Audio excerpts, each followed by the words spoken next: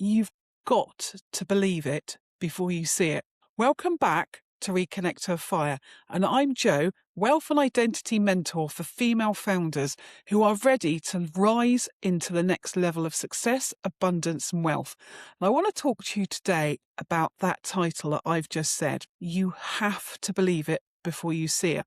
And I'm going to give you a very short story in a minute that will let you see exactly how things can work out for you when you learn to trust yourself. You learn and lean into your own intuition, and you are connecting to your soul, your purpose, and your passion. And your self-belief is at a stage where you know what you do is always going to be for the best, even if it looks messy from the outside. So what happened was, just over a month ago, I took the biggest bold decision and signed up to a world-leading coach in manifestation. Now, the price could have bought a car, but it wasn't about the money, because the more I invest in myself, the more I realize, the more I see, the more evidence I get is that I'm growing, my business is growing, I'm evolving, and I'm getting closer to my dreams, my bigger desires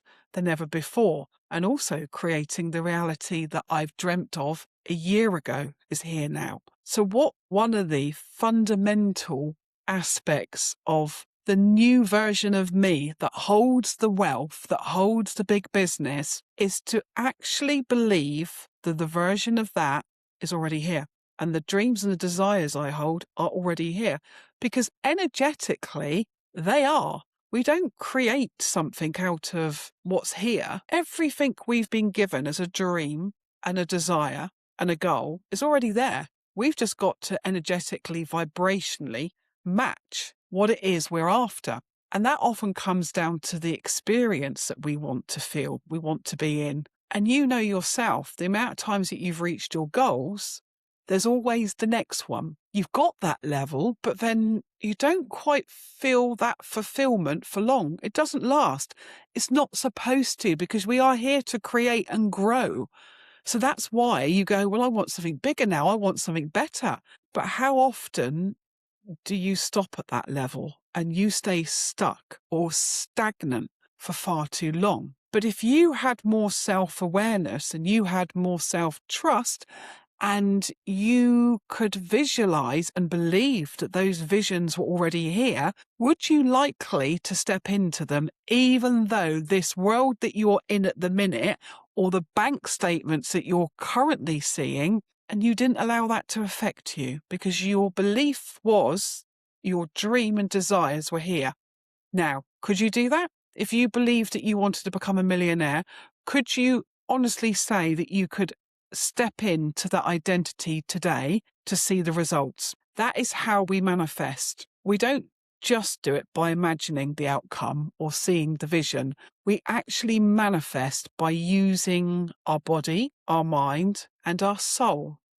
And we are combining those, and in an order as well, because actually we need the soul to work for us in calming the nervous system, in allowing us to become who it is that we were always.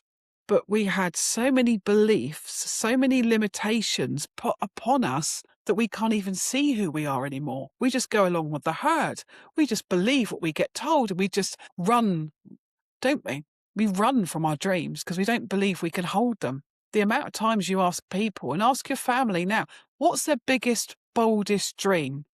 Some are too embarrassed to say it because they've never even reached out for it. Others don't even know what it is. And that itself tells you everything, that they've just been so conditioned and programmed that they don't even know who they are. So when I say self-awareness is probably the first step that you will have to go deeper into, because you need to know what's running your mind. You know what's running your computer. You know what apps are on your phone, but you don't even know what programs are in your mind controlling and bringing you the reality that you're currently experiencing, feeling and being. So why not take a leap of faith and try something that might sound bizarre, but the evidence is there time and time again that it works.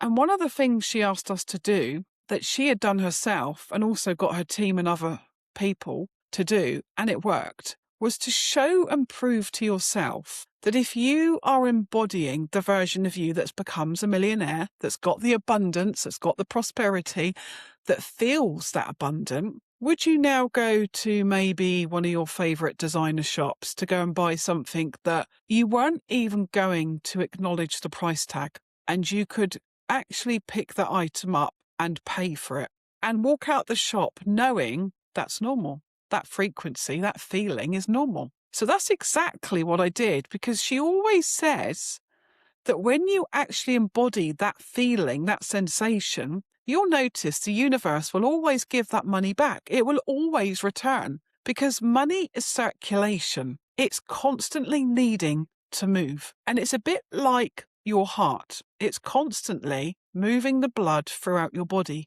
bringing you life with oxygen and the cells. And circulation is what money needs. It doesn't need to be boxed. It doesn't need to be hoarded. You don't increase the wealth of money by hoarding it in boxes under your bed, like often they did in the past. And if you leave it in a bank, it has to be used in circulation to create the interest that you take out, even if it's low. But actually, circulation is the key to movement. So having a belief of the money's going to return tenfold, or at least return to me within the next week or few months, that I spend on something that brings me joy, that's something that brings me happiness. But I've also stepped into a higher identity. So I've shown my nervous system it's safe. Look, we survived. It might have felt a bit sticky, but actually I felt really good in that shop. So I did. I went up to London. I went to my favourite store and I picked out the bag that I'd already decided I wanted years ago. But actually, there were other things there that I picked up, and without hesitating, I bought them. Yeah, the price would be quite frightening to some people. But the funny thing was, I actually felt that confident. I had done the embodiment work, and I've only been with this coach for just under a month. And what I noticed was how happy I was sat there. I actually belonged in that shop. Where before I might have walked in, looked around, moaned at the prices, looked at the people that were happily buying things and judged them and walked back out, and actually felt even worse about myself. That would be the old me. But this new version of me, the new identity, actually felt confident in that shop. I actually felt at peace. My mind wasn't racing all the negative thoughts going, get out of here, you can't afford this, Joe. What the hell are you doing? Oh my goodness me, look at the price. Do you know how I actually felt? Because I had visualized myself. I had seen myself going in this shop, picking those items. Well, I bought more, so I wasn't even aware I was going to buy more.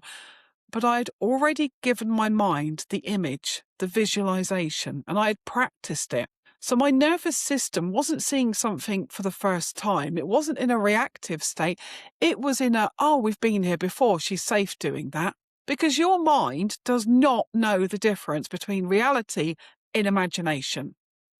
Because if I asked you now to imagine picking up half a lemon, a juicy lemon, and you're actually holding it in your hand and you're about to bring that to your mouth, more than likely, I can guarantee, because mine is already, my mouth is salivating because it's believing it's true just through my imagination. So if I'm showing my mind something that I want to bring into my life, that I want to create, but I also want my nervous system to feel safe, to feel calm, to feel expansive, that it's safe to hold this kind of wealth and this money, then I've got to use the imagination a few minutes a day to be able to create that.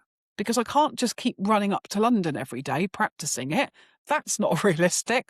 And we know this. We know through athletes. We know through singers, famous people. We use imagination to recreate the end result of what they want, the picture they see themselves on the stage. And if you're lucky enough to go and see the Michael Jackson, you'll understand the film is about how he is the biggest manifester. He created his life through his imagination, through his belief system, through his vocals. And so can you. And so can anyone else create exactly what they wish to believe in themselves. When you become self-aware and you know what to remove, what you know to replant in your subconscious mind. But when I bought that item, there was a slight bit saying, will the money come back? Okay. but it doesn't matter if it doesn't. I've just got something I really enjoy. And I had pictures taken in the shop, and when I looked at them on the phone, I could see how happy I was. I was actually settled. I wasn't in a fear state, so I felt, well, this has to be. I must have embodied it.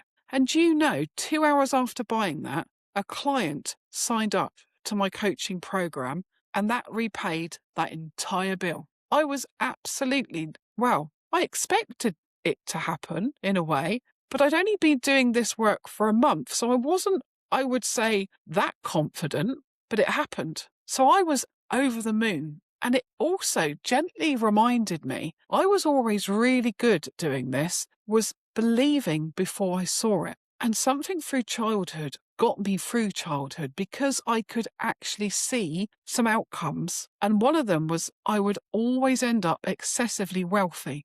But the beliefs I held kept me back. And that is what I'm breaking day by day by day. But the fastest way to do this work is to actually use all the elements that we've been given. You've got a mind and a mindset, and that needs reprogramming.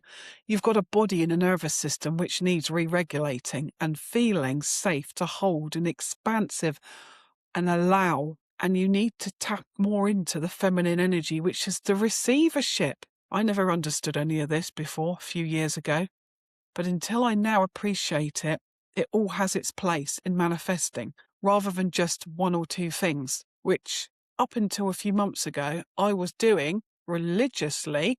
I had manifested some massive things, including this house, in record speed, but it never held long enough. And it is this one missing key. So what I'm going to ask you today is to just take a moment to see, where are you circulating your money? Do you hold on to it?